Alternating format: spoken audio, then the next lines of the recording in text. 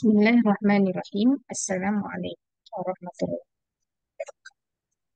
Waalaikumsalam warahmatullahi wabarakatuh. wabarakatuh. Hamdan lillah nahmaduhu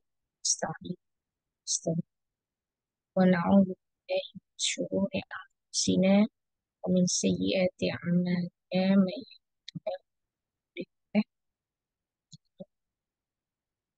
asyhadu an la ilaha illallah wahdahu la syarika lah wa asyhadu anna Muhammadan abduhu wa rasuluh la nabiyya ba'dahu. Allahumma shalli wa sallim ala sayyidina Muhammad wa ala alihi wa ashabihi wa man tabi'ahum ila yaumil akhir. Rabbi shrah li sadri wa yassir li amri wahlul 'uqdatam min lisani yafqahu qawli. Amin ya rabbal alamin.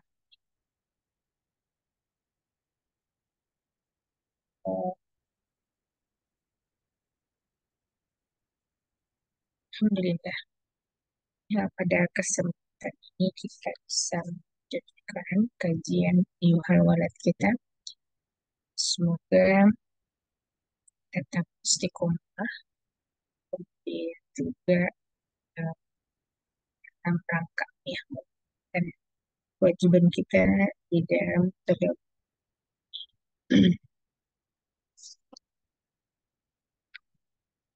Kita masuk ini eh, s- pertemuan lanjutan di bagian yang ini ya. Nah, ini di kitab di kitab PDF.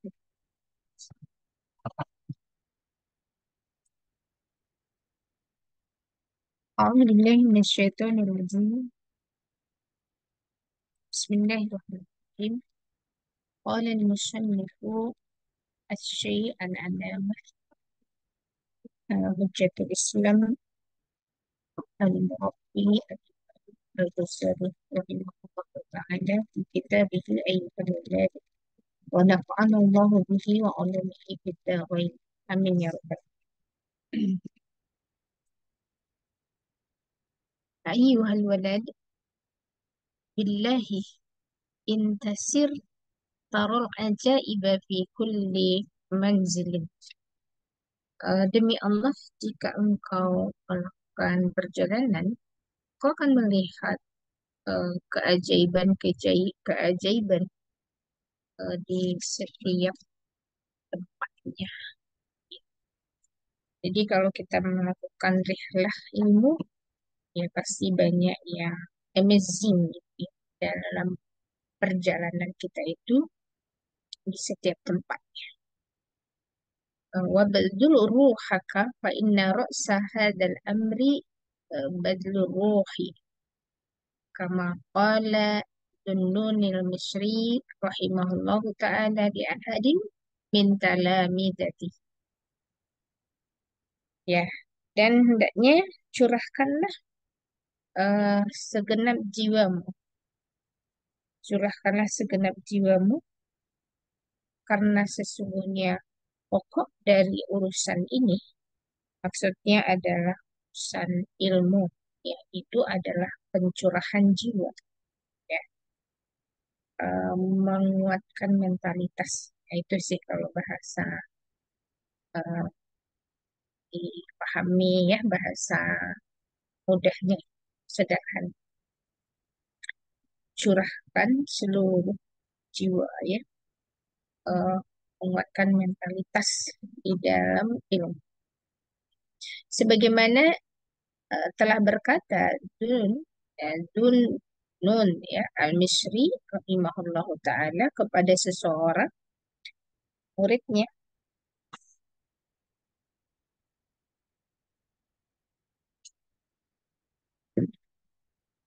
in qadarta ala badlin, jika engkau mampu untuk mencurahkan jiwamu, fata'ala, kesinilah, kemarilah, kata guru. Wa illa fala tastagil bi turrahatis sufiyah. Dan jika tidak bisa, ya, wa illa, jika tidak bisa, Maka jangan menyibukkan diri atau berkecimpung dalam perkara-perkara sepele ya, turohat, perkara-perkara sepele orang-orang sufi ya, yang mereka maksud itu adalah bahwa dasar dalam tasawuf itu kan adalah mujahadah. Mujahadah itu ya bersungguh-sungguh, kemudian mendidik jiwa dan membersihkan hatinya agar cemerlang dengan cahaya Allah Subhanahu wa Ta'ala. Nah, dan agar semua anggota tubuhnya tadi mengikuti syariat yang lurus. Ya, maka dia harus menempa dirinya dengan mujahadah. Jadi eh, bukan memperturutkan ketagihan syahwat dan hawa nafsu. Ya, maka seseorang itu tidak akan sampai kepada tasawuf hanya dengan meniru-niru, ya, tidak juga dengan banyak berbicara tentang mereka, tidak dengan perkara-perkara yang tidak ada manfaatnya, dan tidak juga dengan kebatilan. Tapi perkara-perkara remeh ya yang dianggap oleh orang-orang sufi tadi itu eh, tidak boleh kita menyibukkan diri ya. Hendaknya tidak menyibukkan diri seperti yang orang-orang sufi lakukan. Banyak makan, misalkan kemudian sukanya bermain gitu, kemudian terus jalan-jalan, healing dan sebagainya. Nah, sementara healingnya orang sufi itu mujahadah ya di hadapan Allah Subhanahu wa Ta'ala.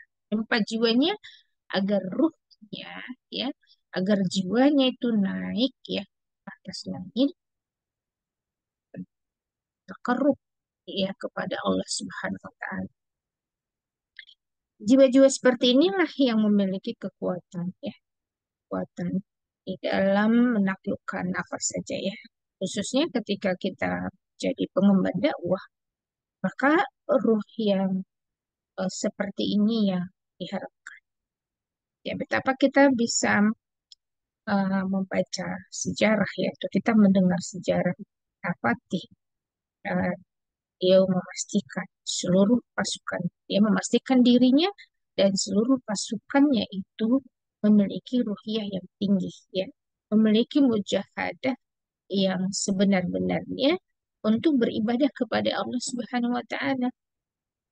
Di samping sebuah kesadaran untuk menaklukkan Konstantinopel, sebuah kesadaran politik yang inginkan Islam itu menguasai ya, menguasai Eropa begitu kan pada saat itu atau menguasai dunia. Nah, ini kepastian terhadap diri pengemban dakwah dan juga timnya atau pasukan itu harus ini ya, betul harus bersih. Ya, apapun yang kita lakukan sebenarnya sih harus seperti itu, gitu. Jika kita ingin bisa memenangkan ya perkara agama Allah Subhanahu wa Ta'ala. Nah, yang itu juga yang mengantarkan kita untuk memiliki eh, hati yang penuh cahaya ya, nur ya Allah Subhanahu wa Ta'ala, jiwa yang penuh ketenangan, jiwa yang tidak apa ya, tidak mudah mengeluh dengan hanya rasa capek, gitu ya. Kemudian tidak hanya tidak mudah mengeluh dengan ujian-ujian yang diberikan oleh Allah Subhanahu wa Ta'ala, tapi dia punya mentalitas yang tinggi untuk itu. Maka kuncinya ada di mujahadah ya, di samping pola berpikir yang ya, di samping kesadaran politik ya, kesadaran Allah, kesadaran harus terikat dengan syariatnya Allah, kesadaran untuk senantiasa meningkatkan amalnya itu dengan syariat. Itulah yang mengantarkan juga anak-anak kita itu menjadi anak-anak yang mudah taat kepada Allah, mudah diingatkan, ya, mudah dinasehati. Kan jiwa-jiwa yang pemberontak, jiwa-jiwa yang mengikuti hawa nafsu. Ya. Saat ketinggian mujahadah seorang ibu ya, seorang ayah di hadapan Allah Subhanahu wa taala, yaitulah yang akan mengatakan putrinya itu juga memiliki ruhiyah yang baik gitu ya. Kemudian mampu menjalani ketaatan itu. Ya, tapi ketika ayah bunda atau abah umah itu minim ibadah, gitu ya, mengabaikan ibadah-ibadah yang sunnah, bahkan malaikat ibadah-ibadah yang wajib itu tidak ada, ya, tidak ada jaminan. Itu akan mempengaruhi kesolehan anak, ya, pengaruh. Ya, tidak salah apa yang dikatakan eh, seorang imam ya Hasan Al-Basri itu mengatakan, jika engkau menemukan apa yang engkau tidak suka terhadap tingkah pola anakmu, maka eh, periksalah dirimu, periksalah dosa-dosamu, periksalah ya gitu ya kesalahan-kesalahanmu di hadapan Allah Subhanahu wa Ta'ala. Jadi itu tuh semua kita.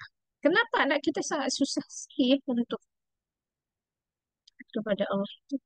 Ya bisa jadi itu dosa-dosa orang. Dan itu udah jamak dipahami sih ya, jamak dipahami oleh para ulama. Hingga hari ini juga seperti itu. Jadi kalau kita melihat kok anak saya kok susah ya ini nih. Selalu bermaksiat, selalu ya, coba periksa kita. Apakah harta yang kita miliki itu halal kan? Apakah eh, eh, hati kita itu benar-benar bersih, mencari ridha Allah Subhanahu wa taala, ataukah yang ya ayyuhal walad inni anshihuka bi thamaniyati asya, اقبلها مني لئلا يكون علمك خصما عليك يوم القيامة تعمل منها أربعة وتدع منها أربعة. Imam Al-Ghazali mengatakan, wahai anakku, aku nasihatkan engkau di 8 perkara ya. Terimalah ia dariku ya, agar tidak menjadi ilmumu itu menjadi perseteruan gitu ya, jadi penentang atasmu nanti di yaumul akhir. Engkau lakukan dari yang 8 itu 4, dan engkau tinggalkan dari yang 8 itu juga 4. Itulah. Oke. Nah, terus dikatakan di situ amalawati ya. Amalawati tad'u, ini yang diungkap yang perempat. Yang pertama itu yang harus ditinggalkan ya. Adapun perkara-perkara yang harus engkau tinggalkan itu fahaduha, yang pertama alla tunaziru ahadan fi mas'alatin mastata'ta ya. Eh eh, janganlah engkau berdebat. Nah itu ya. Alla tunaziru. Jangan engkau berdebat kepada seseorang di dalam masalah yang apa yang engkau tidak mampu. Ya, ada misalkan perdebatan di situ, ada diskusi di situ. Kalau memang kita tidak mampu, tidak perlu ikut dalam perdebatan itu. Kenapa? Li'anna fiha afatan kasiratan. Karena di dalamnya terdapat banyak hal yang membahayakan. Wa ismuha, dan dosanya akbaru min naf'iha, lebih besar dari manfaat. Idhia manba'u kulli khuluqin dhamim ya. Eh, karena ia merupakan penyebab akhlak yang tercela ya. Sumber sumber dari seluruh akhlak-akhlak yang tercela itu adalah perdebatan. Ya, debat yang tidak asal yang dimaksud di situ. Nah, pokoknya sumber seluruh akhlak-akhlak yang tercela seperti riya. Kan kalau kita berdebat itu ria itu kan lebih terdorong.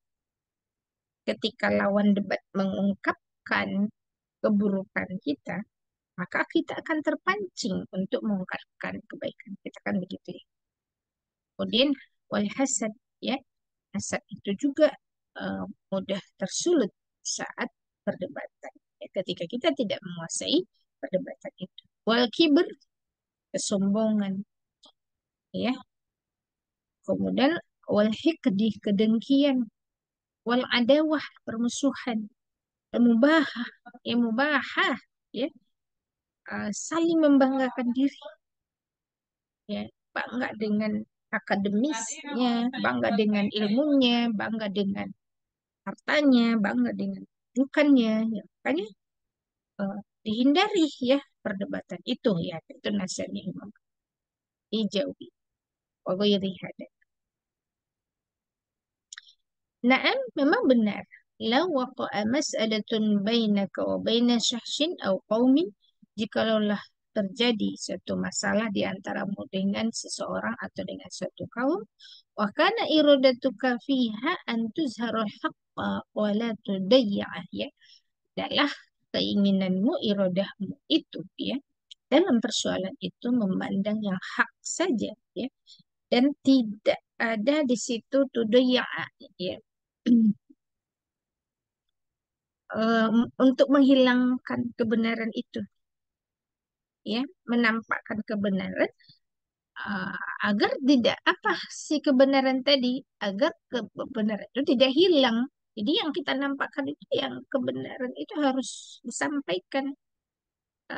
Yang hak itu hak, yang batil itu batil, agar yang hak itu tidak hilang, dan batil itu hilang ya, seperti itu. Jazal bahsu ya. Maka boleh membahasnya ya, maka boleh membahasnya kalau misalkan ini menampakkan kebenaran, agar kebenaran itu tidak hilang, itu diperkenankan untuk membahasnya.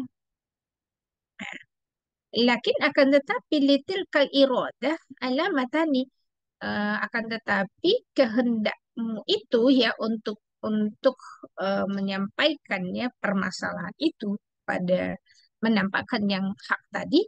Nah, itu ada dua tandanya, dua tanda.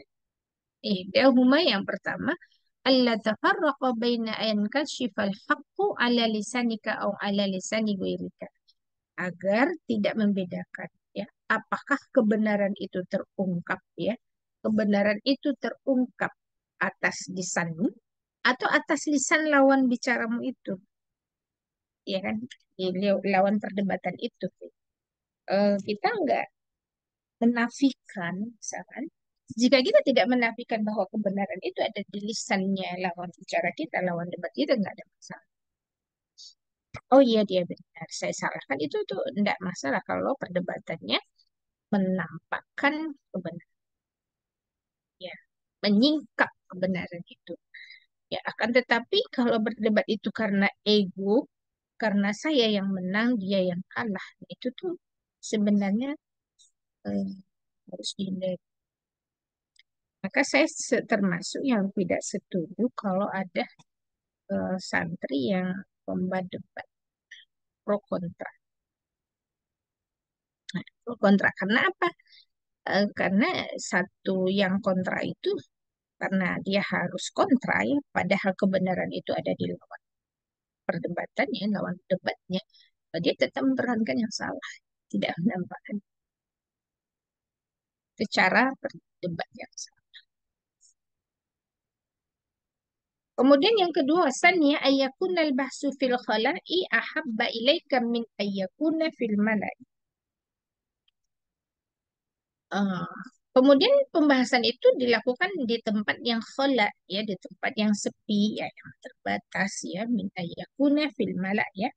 Ya, itu lebih engkau sukai daripada dilakukan di tempat yang lain, ya, di debat terbuka, begitu. Kan baru-baru ini juga kita menyaksikan perdebatan Rocky Gerung ya, dengan lawan. Caranya dari pro rezim gitu ya. Di situ pada akhirnya kan saling tonjok. Hampir ya saling tonjok itu. Ya karena itu di debat terbuka pula gitu ya yang dilakukan. Ya harusnya kita tidak menyukai itu ya. Kalau kita ingin berdebat, yang kita targetkan itu adalah menampakkan kebenaran. Baik di pihak kita ataupun di pihak lawan depan. Wasma anni adhkuru laka huna faidatan. Dengarkanlah, aku akan menyebutkan bagimu di sana satu faedah, satu faedah kepadamu. I'lam, ketahuilah, anna su'ala anil muskilati ardu mardil qalbi ila tabib. Ya, ketahuilah bahwa sesungguhnya, ya,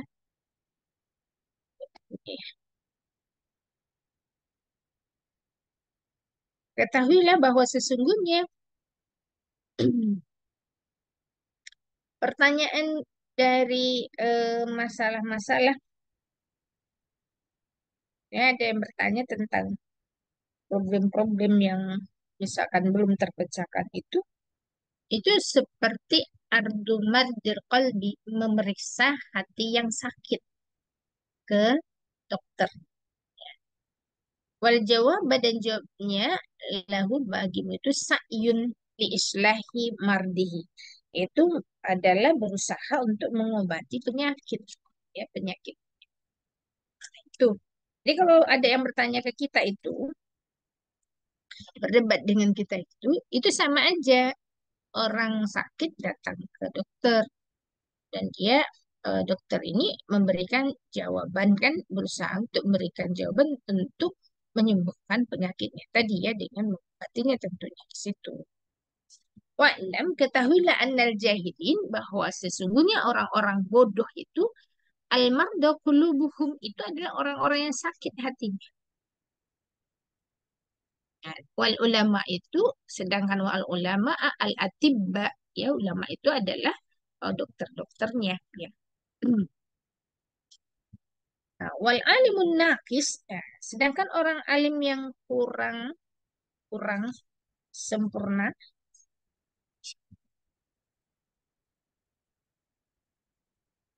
ya, alim yang kurang sempurna,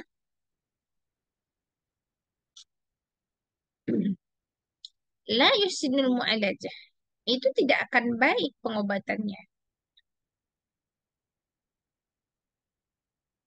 ya.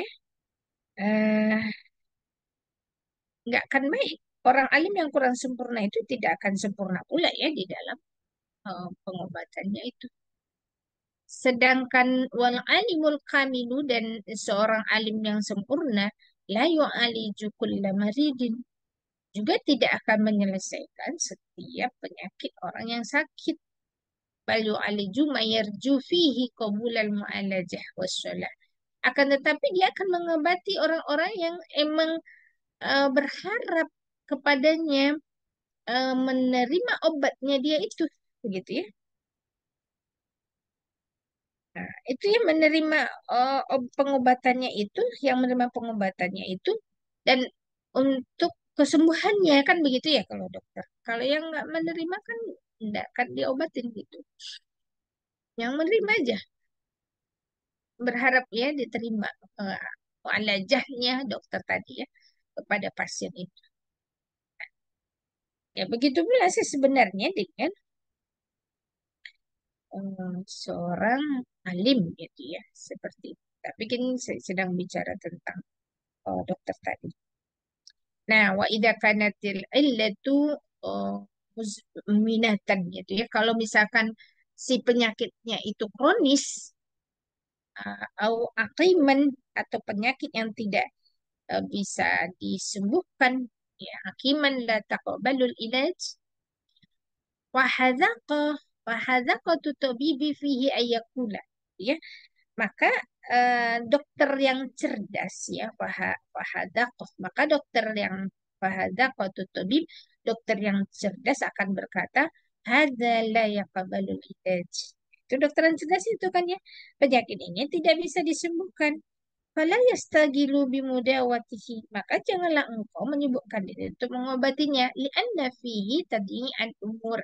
Karena hal itu akan menyia-nyiakan umur. Kan dokter begitu ya. Kalau misalkan dia nggak punya ilmunya, kemudian juga dia tahu bahwa itu terbatas ya ilmunya untuk mengobati itu dan apa obatnya, dia akan bilang, ya saya sudah tidak bisa. Ya, gitu kan ya. Mungkin bisa cari ya, ilmu atau cari pengobatan yang lain.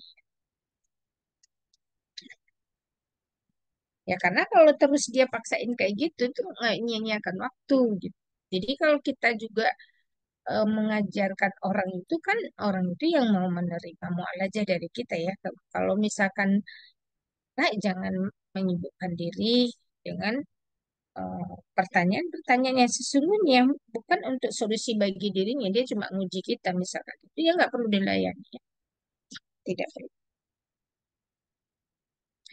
Summa lam maka ketahui sungguhnya ketahuilah anna maradal jahli ala arba'ati anwa. Sesungguhnya penyakit kebodohan itu ada 4 jenis. Ahaduha pertama yaqbalul ilaj wal baqi la yaqbalu.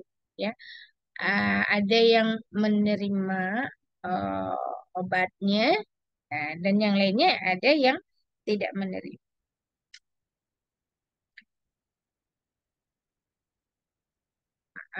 Amman amman ladzi la yaqbalu adapun orang tadi ya, tadi orang-orang yang tidak, orang bodoh yang tidak mau diobatin, ya, tidak menerima pengobatan.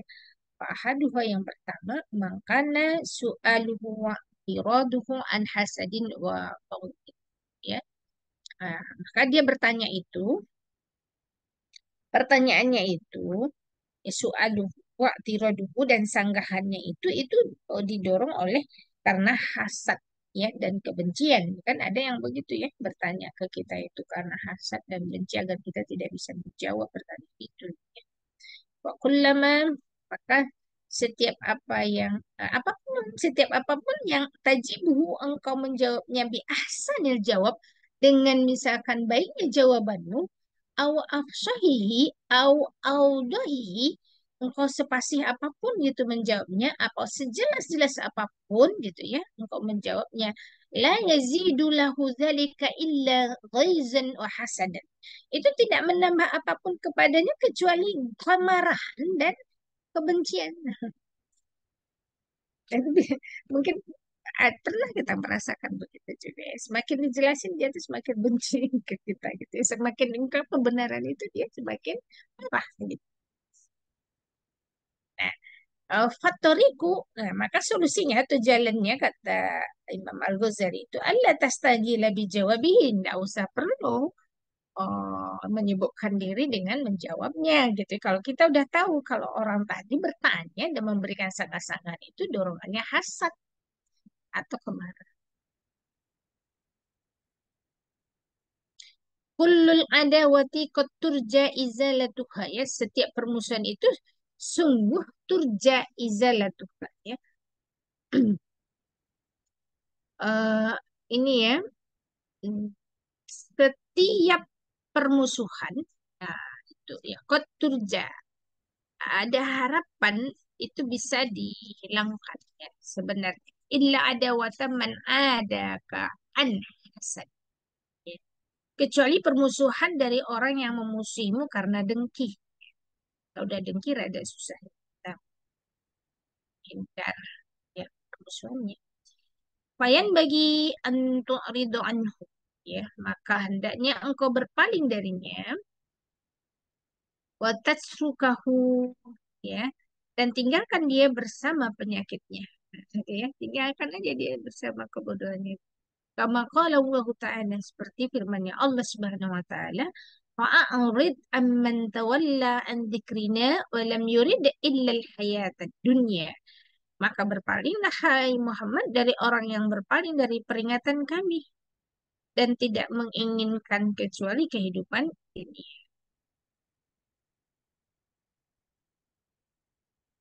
Awal hasud, dan orang yang memiliki ketabiat hasad ya, bikul lima yakulu wa yaf'alu, setiap apapun yang dia katakan dan apapun yang dia lakukan, yuqadun nar, ya, itu tetap akan menyalakan api fi zar'i amalihi wa huwa ghafilun. Ya, api yang membakar ladang amalnya, sedangkan dia itu termasuk orang-orang yang ghafil, ya, orang-orang yang lalai. Kama qala Rasulullah sallallahu alaihi wasallam, sebagaimana yang disabdakan oleh Rasulullah sallallahu alaihi wasallam, wal hasadu ya'kulul hasanati kama ta'kulun naru hatab. Hasad itu akan memakan kebaikan-kebaikan sebagaimana api memakan uh, kayu. Tahu ya, api memakan kayu. Begitu juga ya, kedengkian itu ya akan memakan kebaikan. Wasani yang kedua, antakuna illatuhu minal hamaqah, ya. Kemudian yang kedua, uh, ada ada penyakit berupa uh, kedunguan, hamakah. Dungu, masih ingat sama Rocky Gerung istilah jahil dengan dungu itu, bedanya ini. Ini adalah ini wahwa aidun la yaqbalul ilaj. Ini penyakit yang nggak mau ada kesembuhannya, nggak bisa diobati. Benar itu ya. Kama qala Isa alaihi salam, ya, sebagaimana ya berkata Isa alaihi salam, inni ma ajaztu an ihya'il mauta. Aku bisa menghidupkan, ya, aku bisa menghidupkan orang yang sudah mati. Ini bagus sekali. Sesungguhnya aku termasuk orang yang bisa menghidupkan orang yang mati. Pokok aja tuh, maksudnya biasanya dia, aku tuh tidak lemah, kata Nabi SAW. Aku tuh nggak lemah dalam perkara menghidupkan orang mati. Waqad ajastu an mu'alajatil ahmaq. Ah, sedangkan aku itu lemah dari mengobati orang dungu. Ya, itu pernyataan Nabi saya yang cukup mendalam, ya. Bahwa beliau tidak lemah dalam menghidupkan orang mati. Ya, orang mati jadi hidup itu beliau bisa.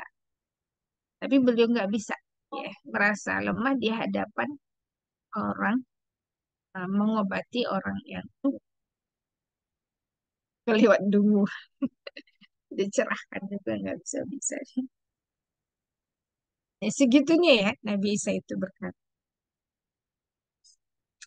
Wadzalika rajulun yastagilu bi talabil ilmi zamanan qalilan, ya. Yang demikian itu, siapa orang dungu itu ya? Laki-laki yang sibuk mencari ilmu, ya, mencari ilmu dalam waktu yang singkat saja.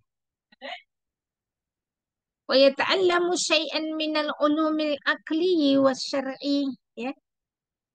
Dan mempelajari sedikit sekali ilmu-ilmu yang bersifat logika dan syariat. Dia pelajari sedikit-sedikit. Wa yas'alu wa ya'taridu min hamaqatihi alal alal alamil kabir. Lalu karena kedunguannya dia bertanya dan memprotes kepada seorang ulama besar, ya, ulama yang besar, yang al-mumdi, yang telah menghabiskan umur dia fil ulumil akli, di dalam ilmu-ilmu rasional, ya, logika dan syariat. Kan banyak orang yang memprotes Imam Syafi'i misalkan, Zari, ya, dia sendiri atau ulama-ulama besar. Kan banyak orang yang protes itu, mempertanyakan gitu keilmuannya. Sementara yang memprotes itu belajar ilmu juga singkat dan sedikit dibandingkan ulama besar yang dia protes tadi itu adalah ahmak, gitu ya, orang yang kayak itu banyak kita dapat. Wahadul ahmaqu, dan orang yang dungu inilah ya'lamu, tidak mengetahui. Dia itu sebenarnya nggak tahu. Wa yazunnu anna ma ashkala alaihi wa haidan muskilun lil alamil kabir, ya. eh Dia mengira, ya, orang bodoh ini sebenarnya tidak tahu. Dan dia mengira bahwa apa yang sulit baginya juga akan sulit bagi ulama tersebut, begitu ya. Jadi ngukur ngukur dirinya dengan ulama besar itu. Nah, itulah ahmak.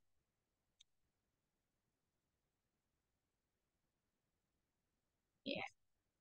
Fa'idha lam yatafakkar hadzal qadar, maka apabila dia berpikir mengetahui kedudukannya, ini ya, ketika dia tidak mengetahui kedudukan ini, maka apabila dia tidak berpikir tentang kodarnya ini ya, kedudukannya ini, ukurannya dia itu, yaqulu su'aluhu minal hamaqah, ya. Maka karena pertanyaannya muncul karena kedunguannya, ya. Dia pertanyaan muncul itu karena kedunguannya. Maka apa?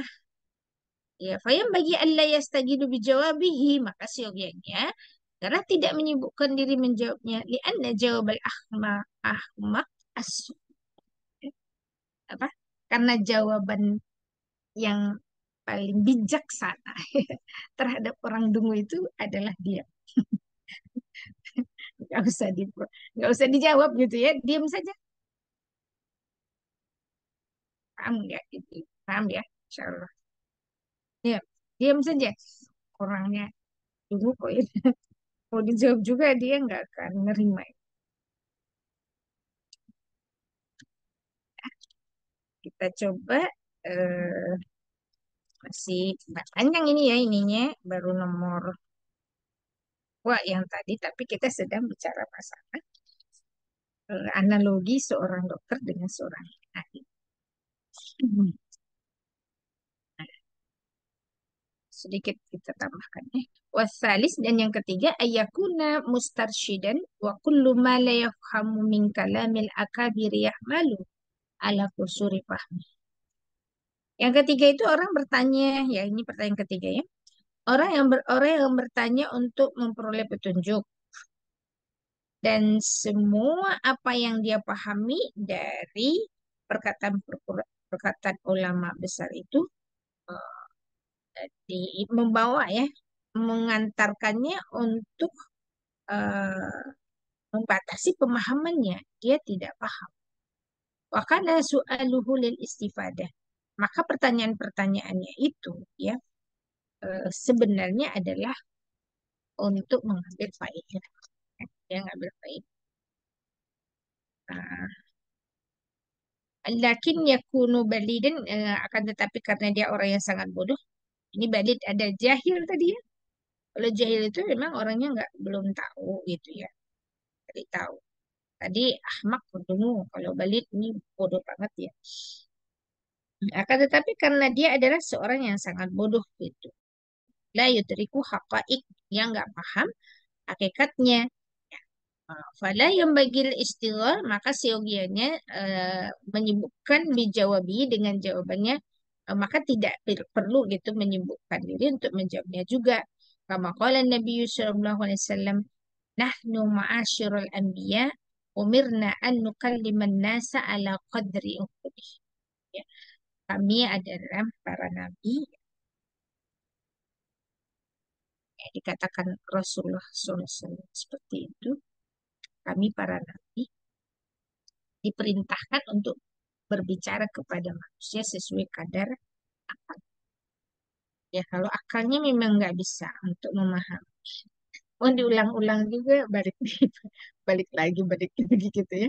Ya sudah gitu, nggak usah disibuk, ya, karena dia udah balid dia kelewat. Alhamdulillah. Ya, mungkin itu saja itu ya, kita bisa diskusi saja. Barangkali ada yang berkesempatan. Kecilin? Eh, iya, ya baik Ustazah. Alhamdulillah. Jazakillah khairan kasiro kepada Ustazah atas pemaparannya. eh, untuk materi hari ini. Silakan Abah dan Uma, untuk semuanya. Apabila ada yang ingin ditanyakan, kepenasaranan, atau mungkin ada tanggapan terkait apa yang disampaikan oleh Ustazah tadi, boleh ya diajukan atau dikemukakan. Silakan. Untuk raise hand saja ya. Untuk kemudian raise hand saja apabila ada yang ingin ditanyakan atau didiskusikan.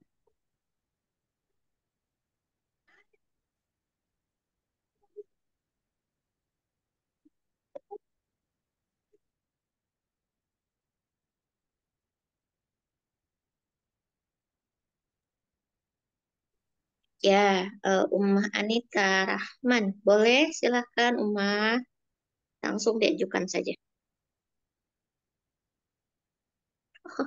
Sudah sholat maghrib. Assalamualaikum Ustazah. Waalaikumsalam. Eh, apa eh, terkait dengan apa namanya tadi orang jahil ya. Eh, Bagaimana ketika orang jahil itu adalah saudara kita seiman gitu yang kemudian mereka menyampaikan apa ya, melemparkan opini atau mungkin eh, isu ke publik yang itu kalau nggak ditanggapin akan berbahaya bagi mereka, bagi umat yang masih awam. Tapi ketika ditanggapin itu akan terlihat bahwa kita tuh terpecah belah gitu loh. Itu bagaimana sebaiknya Ustazah? Jazakallah khair. Oh, ya. Terima kasih. Masih ada lagi yang mau bertanya? Assalamualaikum, Ustazah. Oh, Waalaikumsalam. Silahkan, Umay. Ini Oke saya ya. ada pertanyaan, Ustazah. Yang pertama terkait mujahadah tadi ya, seseorang memang harus bersungguh-sungguh, apalagi mereka itu adalah teman dakwah. Namun kenyataannya pada saat kita ini tadi berada dalam jamaah dakwah gitu kan, Ustazah, sebagian ada yang bersungguh-sungguh, sebagian ada yang tidak. Jadi untuk memberikan kekompakan kepada jamaah ini tadi agar sama-sama memiliki azam yang sama, mujahadah tadi ya kan Ustazah, itu bagaimana. Kemudian yang kedua, saya punya anak usia 4 tahun. Kadang-kadang saya apa mungkin salah didik atau gimana ya Ustazah, karena melihat memang dengan usianya itu ya kan beliau ini sangat aktif, berbeda dengan ntar ya nak, Mama mau bertanya sama Ustaz. Ya nanti bentar ya. Jadi dia aktif, ya berbeda lah ya dengan anak-anak lain yang nanti pada saat kajian itu nanti menangis gitu. Menangisnya itu karena apa ya tertidur, tiba-tiba nanti nangis minta pulang pada saat talaqah. Jadi saya ini bingung apa memang ada dosanya ke saya atau bagaimana cara mendidik dia itu bagaimana gitu, apa yang harus kita sampaikan ke anak kita agar itu paham bahwasanya ibunya ngaji gitu Ustazah. Belajar. Assalamualaikum warahmatullahi wabarakatuh. Waalaikumsalam warahmatullahi wabarakatuh. Mungkin satu lagi. Oh, ya, silakan Ummu Hanifah ya. Ya, Assalamualaikum warahmatullahi wabarakatuh. Waalaikumsalam warahmatullahi wabarakatuh. Ya, terima kasih atas kesempatannya, Ustazah. Jadi, saya mau bertanya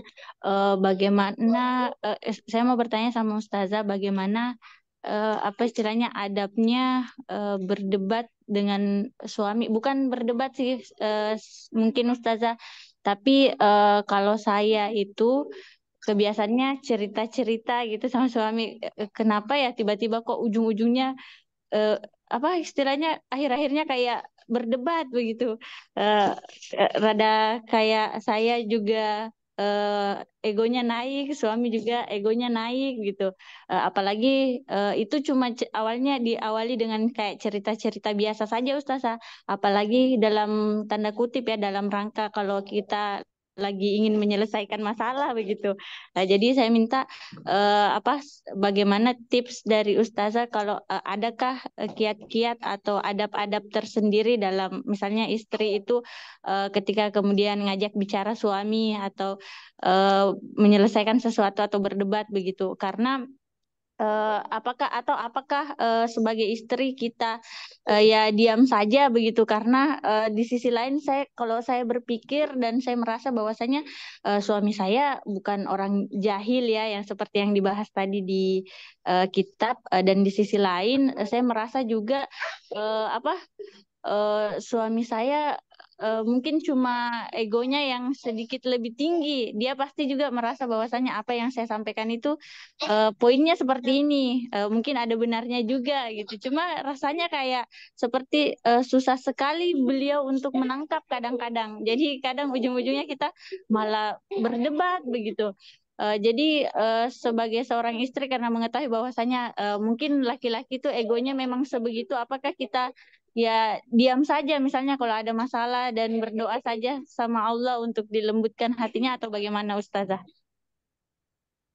Ya, baik. Cukup. Ya, mungkin 3 dulu saja ya, Ustazah. Tadi 4 kalau pertanyaannya ya. Silakan, Ustazah. Kalau yang tadi dibahas oleh Syekh Imam Al-Ghazali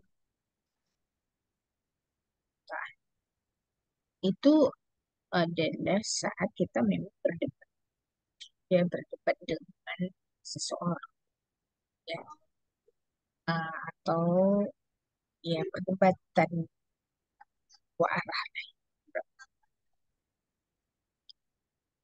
Kan ada tuh ya kalau faktanya kalau saya lihat itu misalkan perdebatan yang diadakan oleh TV One, terus apa lagi ya?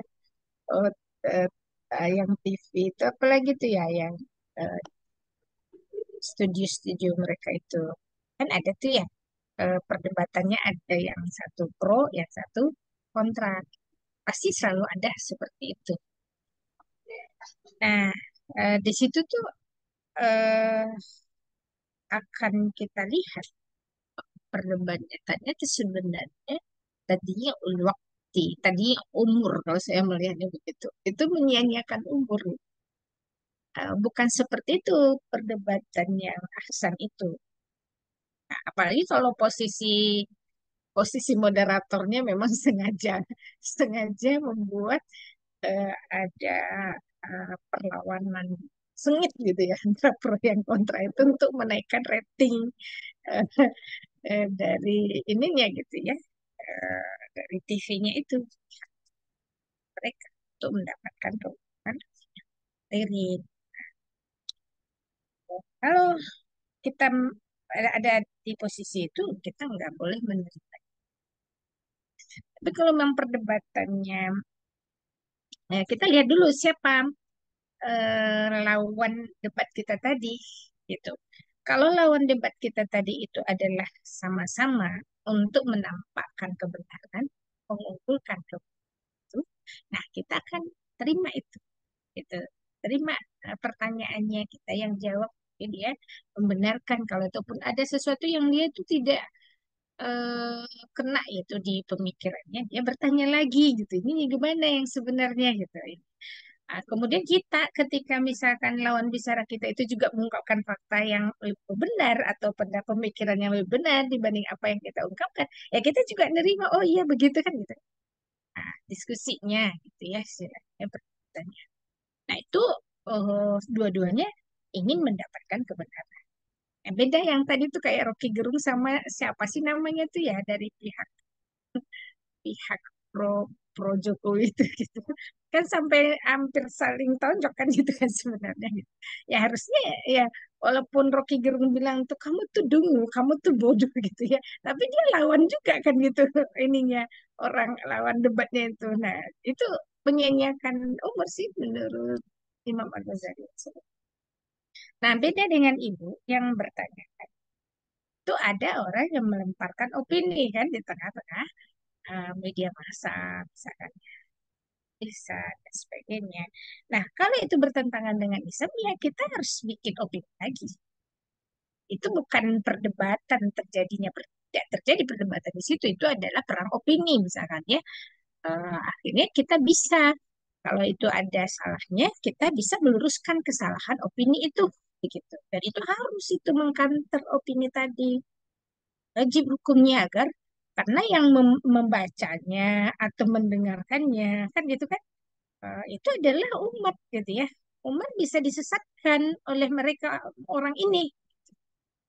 Maka itulah yang harus kita ini kan ya, yang harus kita teruskan. Ya kita juga harus beropini.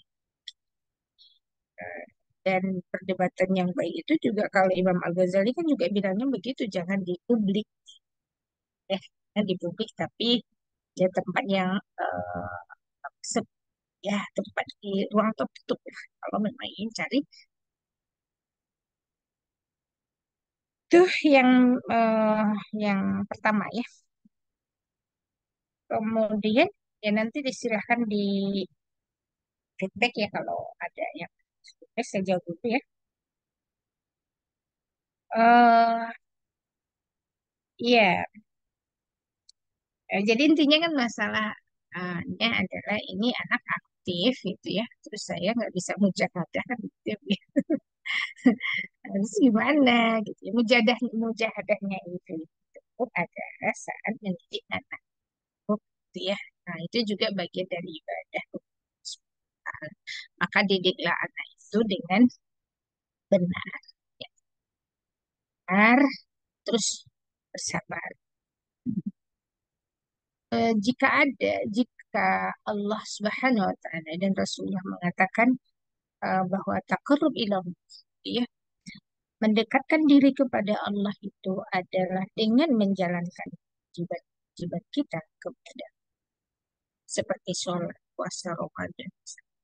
Untuk maka mendidik anak itu juga jalan taqarrub ilallah, karena mendidik anak juga kewajiban.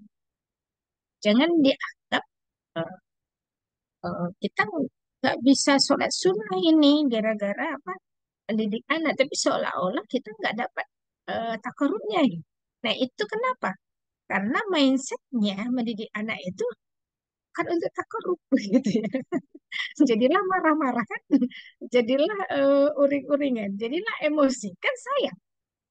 Udahlah memang itu amal yang sedang kita hadapi sehari-harinya. Terus kita tidak punya mindset kalau eh, itu tidak dijadikan pahala di sisi Allah Subhanahu wa taala, itu rugi kan?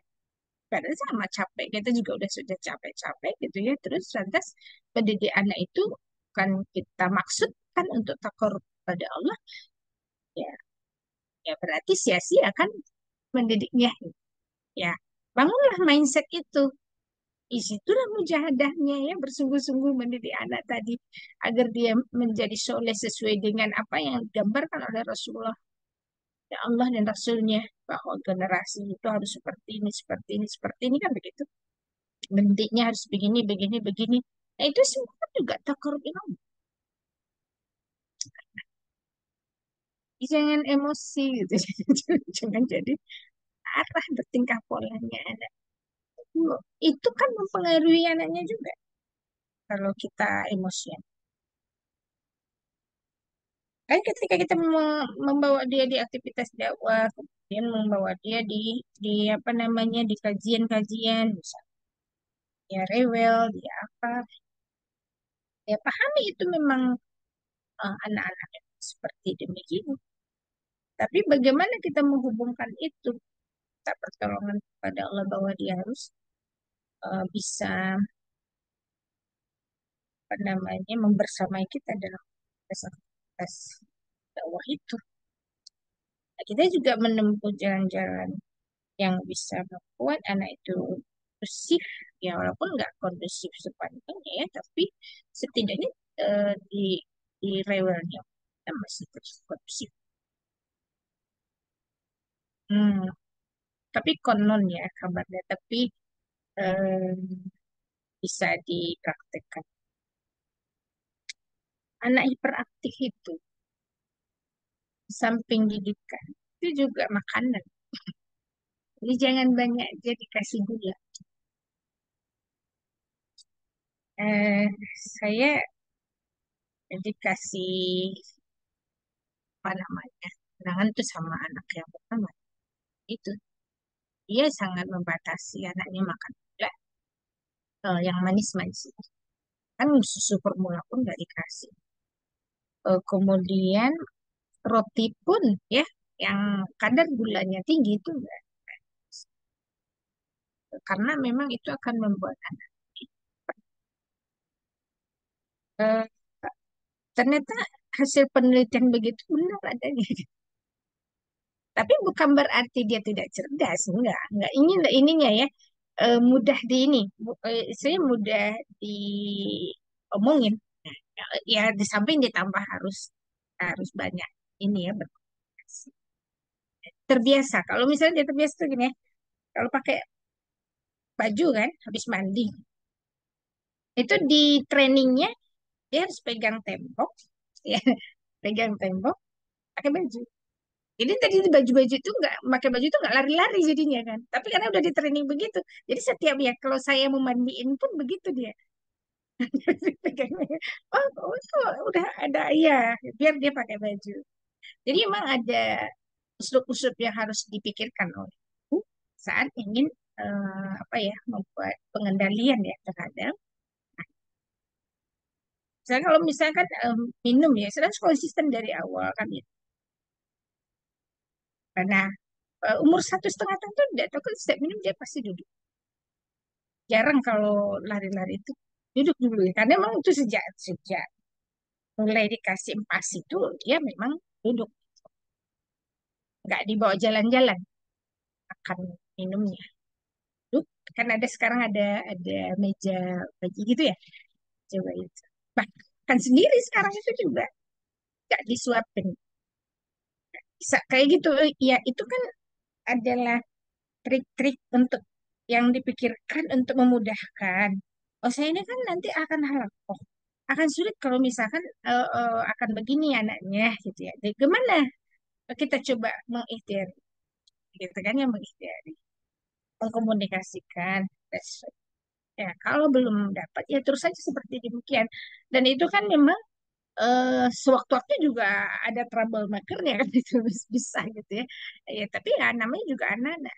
Ya udah nggak apa-apa, dipahami bahwa dia masih anak, layani saja ya. Mindset lagi yang harus kita tanamkan bahwa sebenarnya ketika kita kajian, ketika kita kemanapun gitu ya, dalam perjalanan dan sebagainya, sebenarnya bukan anak yang mengganggu kita kan ya, tapi memang anak memang sedang terganggu oleh kita gitu kan. Nah, oleh kita, karena kita mencoba untuk memberikan kondisivitas semampu yang bisa kita, agar dia lebih nyaman, lebih tenang, bisa ya, dia bisa dibawa pun nyaman ya. Biasa kadang ada fase-fase dia ngantuk pasti rewel kan itu ya. Pas dia pengen lapar dia juga rewel. Nah itu juga harus diperhatikan, harus ada antisipasi yang sudah disiapkan. Ketika dia lapar tuh kita nggak bawa bekal apa-apa misalkan itu ya. Ya pasti kan juga kita bingung ya, dia nangis. Taunya harus jajan dulu kan gitu ya, seperti seperti itu. Gitu dia tahu harus jajan dulu ya, setiap dia nggak lapar pun dia minta jajan lah.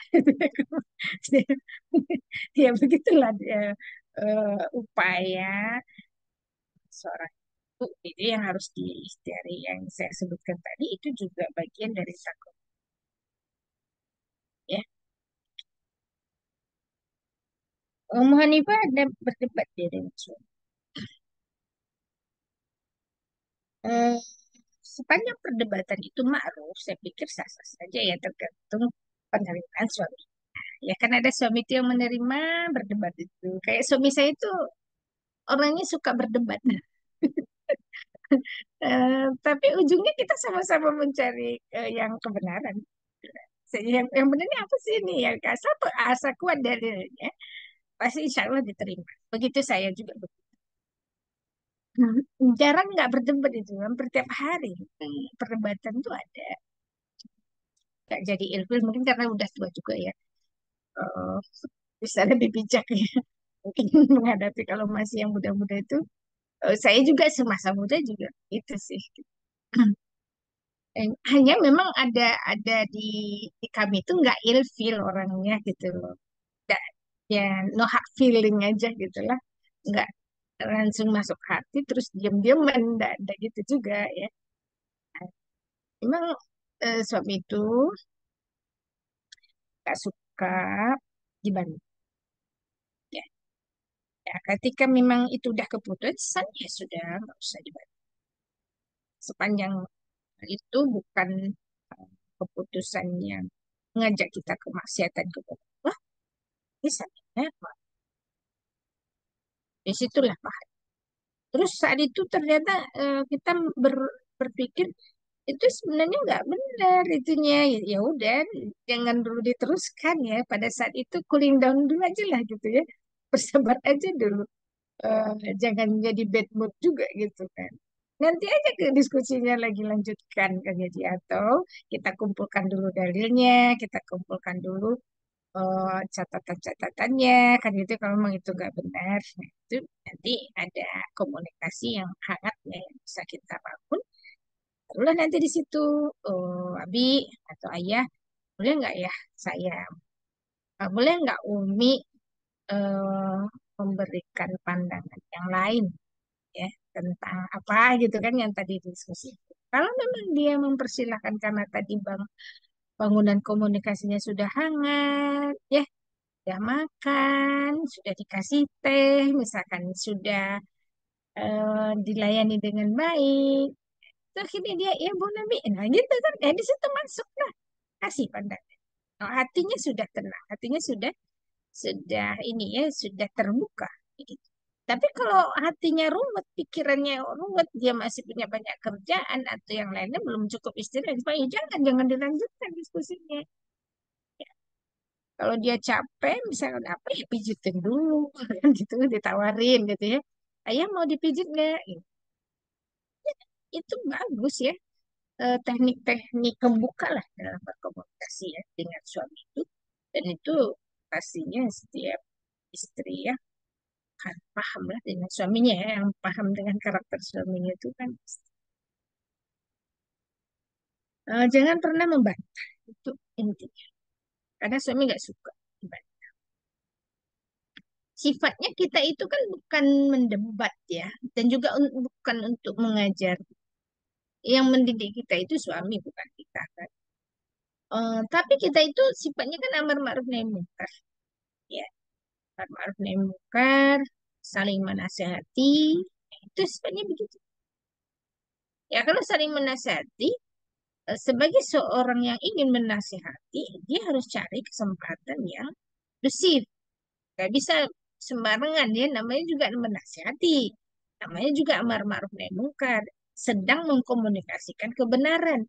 Ya maka cari waktu yang tepat, cari kondisi yang pas gitu ya. Itu cara kita memilih uslub ya, situasional.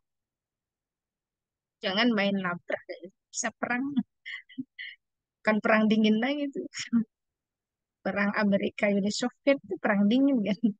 Tapi perang Irak-Iran kan enggak. Bisa kayak gitu, bisa saling lempar piring. Nah, jangan deh, jangan seperti ya ada gunanya. Mau diteruskan juga kan enggak membuat dia juga jadi terima pendapat kita.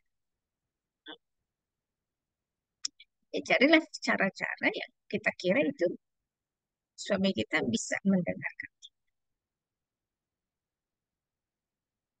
Yang awalnya cerita-cerita, ya, namanya debat aja. Berhenti aja Bu, habis itu dengerin aja. Sebelum suami itu selesai ngomong, jangan bicara. Selesaikan dulu. Ya, sampai puas tuh suami itu sabar istri itu mendengarkan. Apakah salah, apakah benar. Cerna saja dulu. Kasih catatan-catatan yang salahnya ini. Kan gitu kan. Oh ini ya maksudnya. Itu dia. Kita bisa tahu dari apa yang diungkap. Setelah selesai nanti kan dia puas. Dia sudah apa ya, sudah diobrolin semuanya gitu kan. Nggak mungkin lah sampai 2 jam ya yang ngobrol itu. Pasti dia juga mendengar pendapat kita kan. Pastinya kan.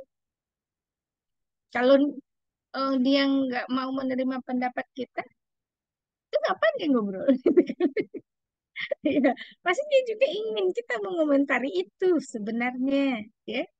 Kalau nggak ingin mengomentarinya, dia nggak akan ngobrol sama kita, gitu kan? Ayo dengerin aja.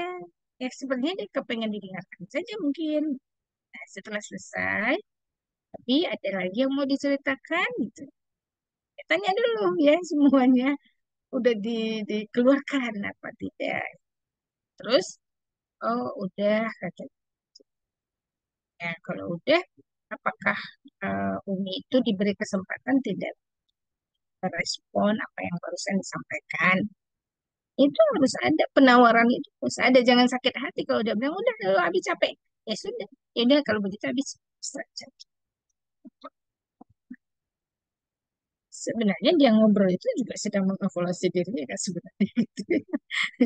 Ya kan? Jangan khawatir ya. Ya, bukan masalah kalah dan menang, tapi ini persoalan bagaimana kita tetap menjalin hubungan yang harmonis ya. Sudah kita pertahankan lama. Jangan karena gara-gara itu juga jadi kan Allah.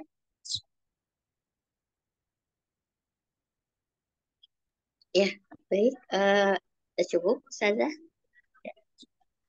Ya, ya silakan. Barangkali ada feedback atau tanggapan dari penanya terkait pertanyaan tadi. Atau merasa sudah cukup? Betul saya, benar saya. Ya, alhamdulillah kalau begitu. Ya, baik Ustazah, karena waktu juga sudah habis ya. Sebentar lagi kita menjelang sholat maghrib begitu ya. Untuk diskusi kita cukupkan sekian. Insya Allah kita akan lanjutkan diskusinya di pekan depan. Apabila ada yang masih penasaran terkait materi hari ini, boleh dicatat terlebih dahulu pertanyaannya untuk kemudian nanti ditanyakan kembali di pekan depan ya untuk semuanya. Baik, sebelum kita akhiri Ustazah, seperti biasa pesan-pesannya atau kesimpulannya dari materi kita hari ini. Silakan. Ya, sepertinya tadi sudah banyak ya yang saya sampaikan. Intinya tadi kita dinasihati dalam cara menghadapi orang, menghadapi orang. Ya orang itu nggak bisa disamakan. Kita harus, kalau dia nggak tahu kita kasih tahu. Ya, kalau dia memang ingin menyerang kita dari itu kan, nggak usah di.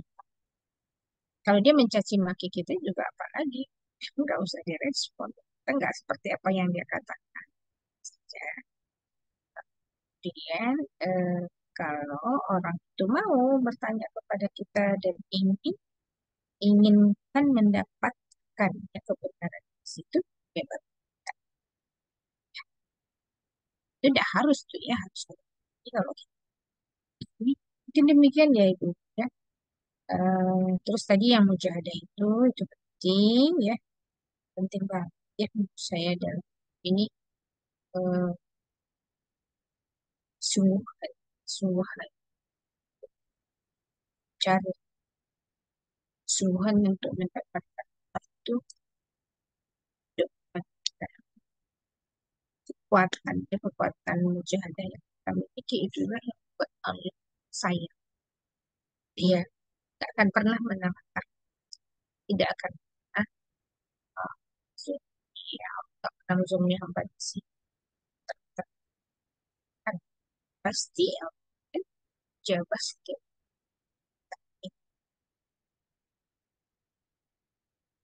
ya karena kita orang yang sungguh-sungguh cari itu dari saya kita karena yang kedua ya assalamualaikum. Waalaikumsalam warahmatullahi wabarakatuh. Baik, alhamdulillah, jazakillah khairan katsiro kepada Ustazah hari ini atas pemaparannya.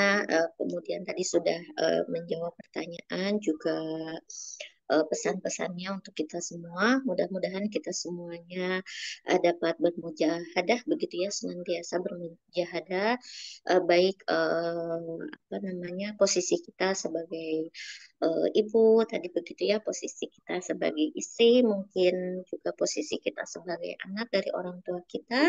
Mudah-mudahan kita tetap dapat bermujahadah begitu ya kepada Allah Subhanahu wa taala, berharap ridha Allah Subhanahu wa taala, eh, bersungguh-sungguh, baik itu juga dalam posisi kita sebagai pengemban dakwah. Amin ya robbal alamin. Saya ucapkan jazakumullah khairan katsiro kepada umat semuanya yang alhamdulillah masih istiqomah di hari ini, di setiap Selasa, di setiap pekannya, di hari Selasa pukul 16. Insya Allah kita akan lanjutkan kembali kajian kita, yaitu kajian kitab Ayyuhal Walad di setiap hari Selasa pukul 16 pekan depan. Mohon maaf apabila ada salah-salah kata dan yang kurang berkenan. Mari kita akhiri kajian kita dengan membaca istighfar 3 kali, doa akhir majlis dan hamdalah. Astagfirullahaladzim, astagfirullahaladzim, astagfirullahaladzim. Subhanallah. Bihamdika asyhadu an la ilaha illa anta astaghfiruka wa atubu ilaik. Walhamdulillahirabbil alamin wabillahi taufiq wal hidayah. Wassalamualaikum warahmatullahi wabarakatuh. Waalaikumsalam warahmatullahi wabarakatuh. Waalaikumsalam warahmatullahi wabarakatuh. Syukran Ustazah. Jazakumullah khair.